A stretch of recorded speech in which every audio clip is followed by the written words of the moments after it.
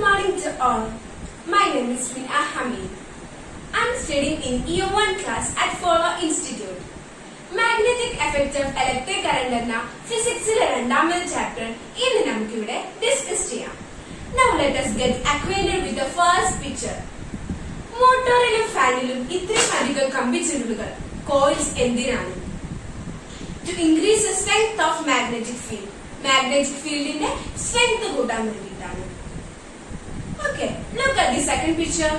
First of all, you have to know about bar magnet. As you know, bar magnets have two poles, south pole and north pole. Like poles repel and unlike poles attract. Magnetism of a bar magnet is permanent and polarity of a bar magnet cannot be changed and strength of magnetic field also can be changed. You already know about electromagnets. Electromagnet does not have a fixed pole. The strength or magnetism of an electromagnet is temporary. Okay, look at the figure 2.1 and 2.2. Here we can see some magnetic field lines. Or lines around the magnets are magnetic field lines. The direction of the magnetic field lines is away from the north pole of the magnet and towards to the south pole of the magnet.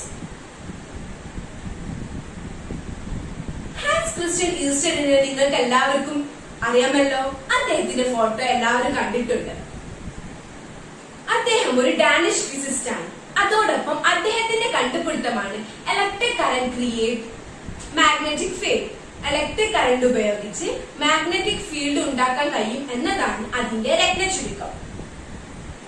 Electric കറന്റും magnetic ഫീൽഡും തമ്മിൽ ഒരു relation ഉണ്ട് എന്ന് ഇദ്ദേഹത്തിന്റെ കണ്ടുപിടുത്തത്തോടു കൂടിയാണ് ശാസ്ത്രലോകം തിരിച്ചറിഞ്ഞത്.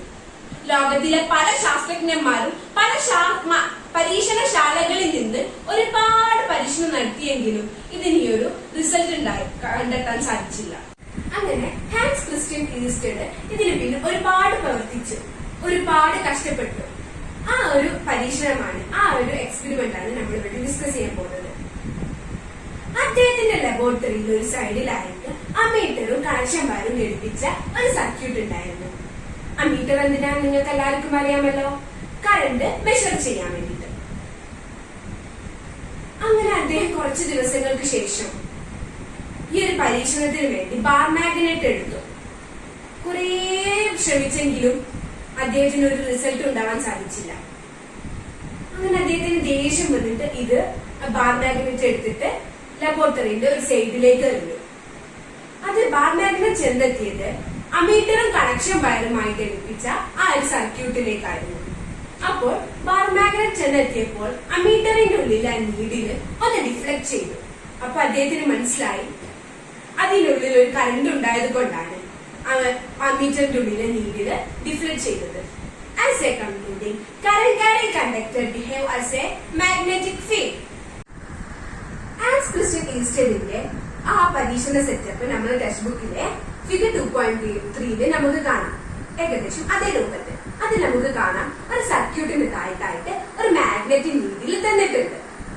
അപ്പോ അദ്ദേഹം AB എന്ന കണ്ടക്ടറിലൂടെ കറന്റ് പാസ് ചെയ്യിച്ചു. അപ്പൊ എന്തുണ്ടായി, ആ മാഗ്നറ്റിക് നീഡില് വെച്ചെടുത്ത് നിന്ന് ഒന്ന് ഡിഫ്ലക്ട് ചെയ്തു.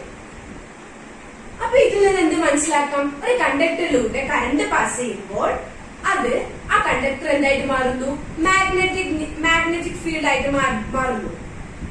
അങ്ങനെ അദ്ദേഹം അതിന്റെ ദിശ മാറ്റി നോക്കി. പോസിറ്റീവ് ടു നെഗറ്റീവിലോട്ടേക്കാണെങ്കിൽ സൗത്ത് ടു നോർത്തും, നെഗറ്റീവ് ടു പോസിറ്റീവിലോട്ടേക്കാണെങ്കിൽ നോർത്ത് ടു സൗത്തും. അപ്പൊ ഇതിൽ നിന്ന് നമുക്ക് എന്ത് മനസ്സിലാക്കാം, നമ്മൾ കൊടുക്കുന്ന കറന്റിന്റെ ഡയറക്ഷൻ മാറ്റിയാല് മാഗ്നറ്റിക് ഫ്ലക്സിന്റെ ഡയറക്ഷനും മാറും. Which current flows in a clockwise direction will be the south and which current flows in an anti-clockwise direction will be the north. ഇപ്പൊ നമ്മൾ എന്ത് പറഞ്ഞു, ഒരു കണ്ടക്ടറിലൂടെ കറന്റ് കയറ്റി വിട്ടാല് ആ കണ്ടക്ടർ എന്തായിട്ട് മാറും, മാഗ്നറ്റ് ആയിട്ട് മാറും. അപ്പൊ ഈ ഇങ്ങനെ ഒരു മാഗ്നറ്റിനെ വിളിക്കുന്ന പേരാണ് ഇലക്ട്രോമാഗ്നറ്റ്. അപ്പൊ ഈ ഒരു ഇലക്ട്രോമാഗ്നറ്റിന് ഫിക്സഡ് പോളോ ഡയറക്ഷൻ ഓഫ് മാഗ്നറ്റിക് ഫീൽഡ് ഒന്നുമില്ല. അതൊക്കെ കണ്ടുപിടിക്കാൻ വേണ്ടിയിട്ടാണ് ജെയിംസ് ക്ലാർക്ക് മാക്സ്വെല്ലിന്റെ റൈറ്റ് ഹാൻഡ് തമ്പ് റൂൾ. അപ്പൊ ഇതിനു വേണ്ടിട്ട് നമ്മളൊരു കണ്ടക്ടർ എടുക്കാം. അപ്പൊ ഇതെല്ലാരും ഒരു കണ്ടക്ടറാണ് ഇമാജിൻ ചെയ്യുക. ഈ കണ്ടക്ടറിന്റെ കറന്റ് ഫ്ലോ ചെയ്യുന്ന ഡയറക്ഷൻ അപ്വാർഡാണ്, മേലോട്ടേക്കാണ് ഈ കണ്ടക്ടറിന്റെ കറന്റ് ഫ്ലോ ചെയ്യുന്നത്. അപ്പൊ നമ്മള് റൈറ്റ് ഹാൻഡ് എടുത്തിട്ട് ഇതിന്റെ റൈറ്റ് ഹാൻഡിന്റെ തമ്പ് ഫിംഗർ കറന്റ് ഫ്ലോ ചെയ്യുന്ന ഡയറക്ഷൻ ഇങ്ങനെ പിടിച്ചിട്ട് ബാക്കി 4 ഫിംഗേഴ്സ് കണ്ടക്ടറിന് ഹോൾഡ് ചെയ്ത് പിടിക്കാം. അപ്പൊ ഈ എൻസർക്കിൾ ചെയ്യുന്ന 4 ഫിംഗേഴ്സിന്റെ ഡയറക്ഷൻ ആയിരിക്കും അവിടുത്തെ മാഗ്നറ്റിക് ഫീൽഡിന്റെ ഡയറക്ഷൻ. അപ്പൊ നേരെ തിരിച്ച് ഈ കണ്ടക്ടറിലൂടെ കറണ്ട് പോകുന്ന ഡയറക്ഷൻ താഴത്തോട്ടേക്കാണെങ്കിൽ നമ്മൾ റൈറ്റ് ഹാൻഡ് എടുത്തിട്ട് കറണ്ട് ഫ്ലോ ചെയ്യുന്ന ഡയറക്ഷനിലോട്ട് തമ്പ് ഫിംഗർ വെച്ചിട്ട് ബാക്കി 4 ഫിംഗേഴ്സ് ഹോൾഡ് ചെയ്ത് പിടിക്കുക. അപ്പൊ ഈ എൻസർക്കിൾ ചെയ്ത 4 ഫിംഗേഴ്സിന്റെ ഡയറക്ഷൻ എങ്ങോട്ടേക്കാണോ അവിടേക്കായിരിക്കും മാഗ്നറ്റിക് ഫീൽഡിന്റെ ഡയറക്ഷൻ. അപ്പൊ ഈ ഒരു സെയിം റൂളിനെ റൈറ്റ് ഹാൻഡ് സ്ക്രൂ റൂൾ എന്നും നമ്മൾ വിളിക്കും. ഓക്കെ, സോളിനോയിഡ് എന്താണെന്ന് നമുക്ക് എല്ലാവർക്കും അറിയാലോ. Solenoid is an insulated wire wound in the shape of helix. Solenoid കാര്യമായിട്ട് യൂസ് ചെയ്യുന്നത് magnetic effect of electric current identify ചെയ്യാനാണ്. സോളിനോയിഡ് എപ്പോഴാണ് ഒരു ബാർ മാഗ്നറ്റ് ആവുന്നത്? അതിലൂടെ ഒരു കറന്റ് പാസ് ചെയ്യുമ്പോൾ. അപ്പൊ ദിസ് ടൈപ്പ് ഓഫ് ഇലക്ട്രോമാഗ്നറ്റിന്റെ ഡയറക്ഷൻ കണ്ടുപിടിക്കാന് ക്ലോക്ക് വൈസ് ഡയറക്ഷൻ ആണെങ്കിൽ സൗത്തും, ആന്റി ക്ലോക്ക് വൈസ് ഡയറക്ഷൻ ആണെങ്കിൽ നോർത്തും. ഇനി നമുക്ക് use of magnetic effect of electricity പരിചയപ്പെടാം. ഇപ്പൊ ഫിഗർ 2.10 നിങ്ങൾക്ക് എല്ലാവർക്കും കാണാം ഒരു യു ഷേപ്ഡ് മാഗ്നറ്റ്, ഒരു ഫ്രീ ആക്കി വെച്ച ഒരു conductor, connection wire, switch, battery. അപ്പൊ അവിടെ നമ്മള് ഒരു സ്വിച്ച് ഓൺ ആക്കിയാല് ആ ഫ്രീ ആക്കി വെച്ച കണ്ടക്ടറിലൂടെ കറന്റ് പാസ് ചെയ്തിട്ട് അവിടെ ഒരു ഡിഫ്ലക്ഷൻ സംഭവിക്കും, അവിടെ ഒരു ഫോഴ്സ് സംഭവിക്കും. അപ്പൊ സ്വാഭാവികമായിട്ടും അവിടെ ഒരു 2 മാഗ്നറ്റ് ഉണ്ടാവുമ്പോ ഒന്നെങ്കിൽ റിപ്പൽ ചെയ്യോ അല്ലെങ്കിൽ അട്രാക്ട് ചെയ്യോ ചെയ്യും. അപ്പൊ ഇതിന്റെ ഫോഴ്സിന്റെ ഡയറക്ഷൻ, ഈ കണ്ടക്ടറിന്റെ ഫോഴ്സിന്റെ ഡയറക്ഷൻ എങ്ങോട്ടേക്കാണ് മനസ്സിലാക്കേണ്ടത് എങ്ങനെയാണ്? Fleming's left hand rule use ചെയ്തിട്ടാണ്. അപ്പൊ ഇതിനാവശ്യമായത് നമ്മുടെ left handle thumb finger, point finger, middle finger indicates as direction of current, point finger indicates as magnetic field and thumb finger indicates as direction of force. അപ്പം ഈ figure 2.10ന്റെ case നോക്കുകയാണെങ്കിൽ ഇതിന്റെ magnetic ഫീൽഡിന്റെ direction എങ്ങോട്ടേക്കാ പോകുന്നത്? നോർത്തിൽ നിന്ന് സൗത്തിലേക്ക്. അപ്പം ഇങ്ങനെ വെക്കാം. എന്നിട്ട് കറന്റിന്റെ ഡയറക്ഷൻ എ ടു ബിയിലേക്ക് വെക്കുക. അത് മ്യൂച്വലി പെർപെൻഡിക്കുലർ ആയിട്ട് എ ടു ബിയിലേക്ക് വെക്കാം. എന്നിട്ട് ഈ തമ്പ് ഫിംഗർ എങ്ങോട്ടേക്കാണ് പോയിന്റ് ചെയ്ത് നിൽക്കുന്നത് അവിടേക്കായിരിക്കും ഇതിന്റെ ഇതിന്റെ ഫോഴ്സ്. അപ്പൊ ഈ 2.10 എവിടേക്കായിരിക്കും ഫോഴ്സ്? ബി ടു എയിലേക്കായിരിക്കും ഫോഴ്സ്. ഇനി നമുക്ക് ഓട്ടോ പ്രിൻസിപ്പിൾ പരിചയപ്പെടാം. ഒരു മാഗ്നറ്റിക് ഫീൽഡില് ഫ്രീ ആയിട്ട് മൂവ് ചെയ്യുന്ന കണ്ടക്ടറിൽ കൂടെ കറന്റ് പാസ് ചെയ്യുമ്പോൾ ഒന്നെങ്കിൽ അത് അങ്ങോട്ടോ ഇങ്ങോട്ടോ മൂവ് ചെയ്യും. A conductor which can move freely and which kept in a magnetic field experienced a force when current passes through it and it moves. Okay, ഇനി നമുക്ക് ഇലക്ട്രിക് മോട്ടോർ പരിചയപ്പെടാം. ഇലക്ട്രിക് മോട്ടോർ എല്ലാവർക്കും അറിയാമല്ലോ. അത് നമ്മളെ വീട്ടില് വെള്ളം സംഭരിച്ച് വെക്കാന് ഒരു പ്രധാന പങ്ക് വഹിക്കുന്നുണ്ട്.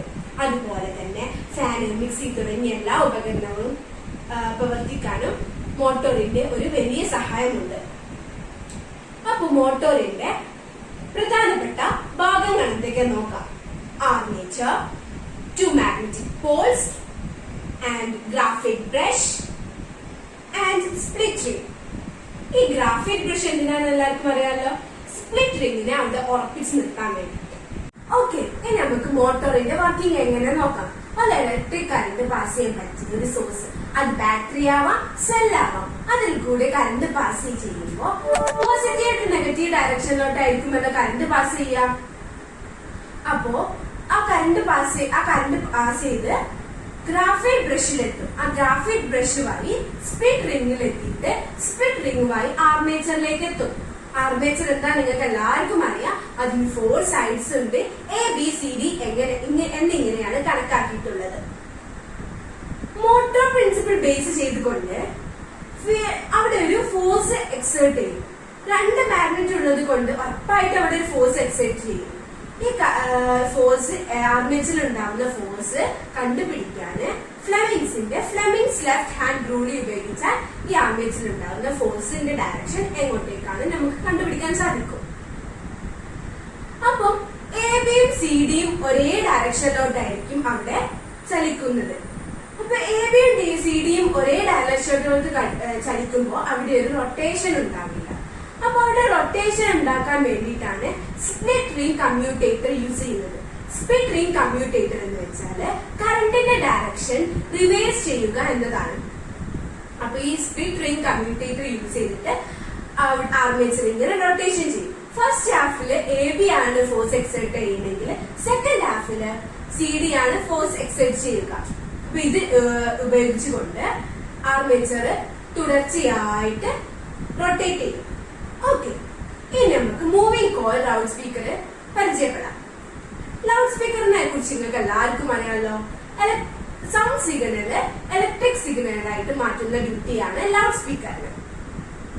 ലൗഡ് സ്പീക്കറിന്റെ പ്രധാനപ്പെട്ട ഭാഗങ്ങൾ പരിചയപ്പെടാം. Voice coil, magnetic field, soft iron core, diaphragm. അപ്പം ഈ വോയിസ് കോയില് ഡയഫ്രം ആയിട്ടാണ് കണക്ട് ചെയ്തിട്ടുള്ളത്. ഡയഫ്രമത്തിന്റെ അർത്ഥം വലിച്ചു നീട്ടുക എന്നതാണ്. വോയിസ് കോയിൽ സ്ഥിതി ചെയ്യുന്നത് ഫീൽഡ് മാഗ്നറ്റിന്റെ ഇടയിലാണല്ലോ. അപ്പൊ സ്വാഭാവികമായിട്ടും അവിടെ ഒരു ഫോഴ്സ് എക്സർട്ട് ചെയ്യും. ആ ഫോഴ്സിന്റെ ഡയറക്ഷൻ ടു ആൻഡ് ഫ്രം ഡയറക്ഷനിലോട്ടായിരിക്കും. ഈ കാരണം കൊണ്ട് വോയിസ് കോയിൽ വൈബ്രേറ്റ് ചെയ്യും. ഇതിങ്ങനെ തുടർച്ചയായിട്ട് വൈബ്രേറ്റ് ചെയ്യുമ്പോൾ ഡയഫ്രത്തിന്റെ അടുത്തുള്ള ഹെയർ മോളിക്യൂൾസുമായിട്ട് കൂട്ടിമുട്ടും. അപ്പൊ നമ്മൾ കൊടുക്കുന്ന സൗണ്ടിനനുസരിച്ച് ഡയഫ്രമും വൈബ്രേറ്റ് ചെയ്യും. അപ്പൊ ഇതിന്റെ ഫലമായിട്ടാണ് സൗണ്ട് സിഗ്നല് പ്രൊഡ്യൂസ് ചെയ്യുന്നത്. ഓക്കെ, ഈ ചാപ്റ്ററിൽ ഇത്രേ ഡിസ്കസ് ചെയ്യാനായിട്ടുള്ളൂ. അപ്പൊ ഈ ചാപ്റ്റർ എല്ലാവർക്കും മനസ്സിലായിട്ടുണ്ടെന്ന് വിശ്വസിക്കുന്നു. Thank you.